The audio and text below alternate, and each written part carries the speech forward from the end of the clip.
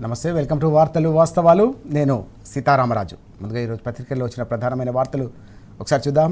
నమస్తే తెలంగాణ చూద్దాం. ముందు నాడు నేడు రేపు ఒకే ఒక్కడు బాపు అంటూ ప్రధానమైన వార్త కనిపిస్తోంది.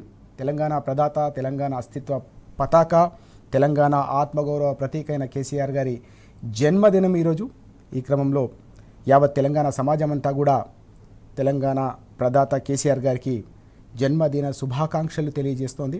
ఆ అంశానికి సంబంధించిన వార్తను మనం చూస్తూ ఉన్నాం.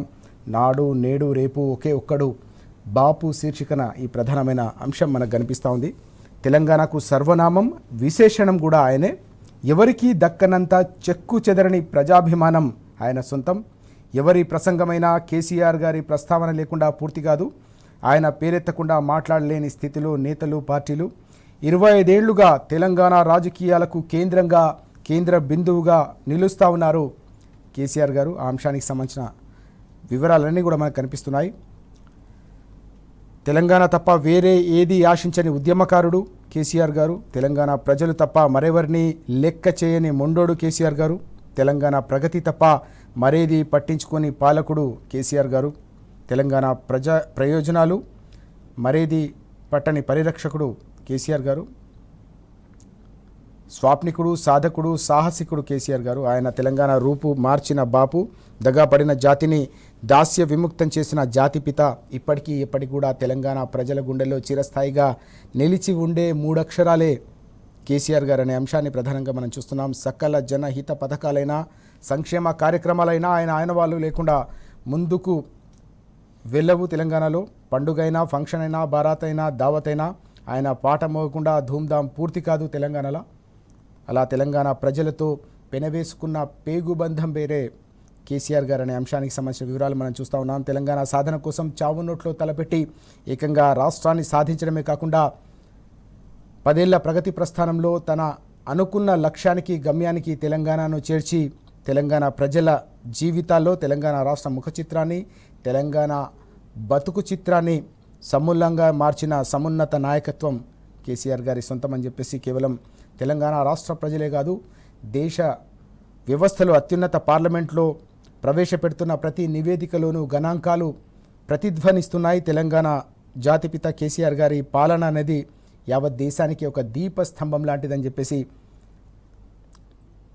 దేశ అత్యున్నత చట్టసభలో కూడా ప్రతిధ్వనిస్తున్న ఈ సందర్భంలో ఈరోజు కేసీఆర్ గారి పుట్టినరోజు జరగబోతోంది. తెలంగాణకు జన్మనిచ్చిన జాతిపిత కేసీఆర్ గారికి అందరూ కూడా ఈరోజు శుభాకాంక్షలు తెలియజేస్తున్న అపూర్వమైన సందర్భం మనం చూస్తూ ఉన్నాం. ఇక పంచాయతీ ఎన్నికల తర్వాత జరిగిన మున్సిపల్ ఎన్నికల్లో జరుగుతున్న అరాచక పర్వానికి సంబంధించిన వార్త. దారి కాచి కాంగ్రెస్ దాదాగిరి అంటూ ఈ వార్తను మనం చూస్తూ ఉన్నాం. జనగామలో జబర్దస్తి, తొర్రూరులో తొండాట, కేతన్పల్లిలో కుతంత్రం అంటూ ఎక్కడికక్కడ బీఆర్ఎస్ పార్టీ తరఫున గెలిచిన వాళ్ళను కూడా పూర్తిగా వారిని అధీనంలోకి తీసుకునేందుకు, వారిని ఏదో రకంగా మభ్యపెట్టేందుకు, పూర్తిగా చైర్మన్ పీఠాలని కైవసం చేసుకునేందుకు, బీఆర్ఎస్ విజయ అవకాశాలను దెబ్బతీసేందుకు రకరకాలుగా ఎక్కడికక్కడ నిన్న సాగిన దౌర్జన్యాలకు సంబంధించిన వార్త ఇది. చైర్మన్, వైస్ చైర్మన్లకు సంబంధించిన ఎంపిక సందర్భంగా వారందరూ కూడా బీఆర్ఎస్ తరఫున గెలిచిన వారు ఆ ఎన్నిక ప్రక్రియకు వెళ్లకుండా వారిని అడ్డుకున్న పరిస్థితి. దాంతోపాటు వాయిదాలు వేసిన సందర్భం కోరమున్నా కూడా అనేక అంశాలు కూడా మనకు కనిపిస్తూ ఉన్నాయి. మేయర్, మున్సిపల్ చైర్మన్ల ఎన్నిక వేళ బరితగింపు, యథేచ్ఛగా అధికార పార్టీ ప్రలోభాల పోయిన నేతలు అంటూ ఈ వార్త. దొడ్డిదారిన హంగ్ బల్దియాల హస్తగతం, బీఆర్ఎస్కు ఆధిక్యం ఉన్న చోట కూడా దౌర్జన్యం, భయభ్రాంతులకు గురి చేసేలా ఎక్కడికక్కడ కూడా కిడ్నాప్లు, దాడులు జరిగాయనే అంశాన్ని మనం ఇక్కడ చూస్తూ ఉన్నాం. జనగామలో కోరమున్నా కూడా ఎన్నిక వాయిదా వేయడంపై పల్లా రాజేశ్వరరెడ్డి గారితో పాటు పార్టీ నేతలంతా కూడా తీవ్రస్థాయిలో ధ్వజమెత్తారు. బీఆర్ఎస్ వర్కింగ్ ప్రెసిడెంట్ కేటీఆర్ గారు కూడా దీనిపై తీవ్రస్థాయిలో కాంగ్రెస్ అరాచక పర్వం రోజుకు తారాస్థాయికి చేరుతోంది. మున్సిపల్ ఎన్నికల్లో అది పరాకాష్ఠకు చేరిందని చాలా స్పష్టంగా అర్థమైంది. దీన్ని తెలంగాణ సమాజం గమనిస్తోంది. ప్రజాస్వామిక వాదులందరూ కూడా దీన్ని తీవ్రంగా ఖండిస్తున్న విషయం. తప్పకుండా దీనికి మూల్యం చెల్లించుకోక తప్పదు అధికార పార్టీ అని హెచ్చరించిన విషయం కూడా మనం చూస్తూ ఉన్నాం.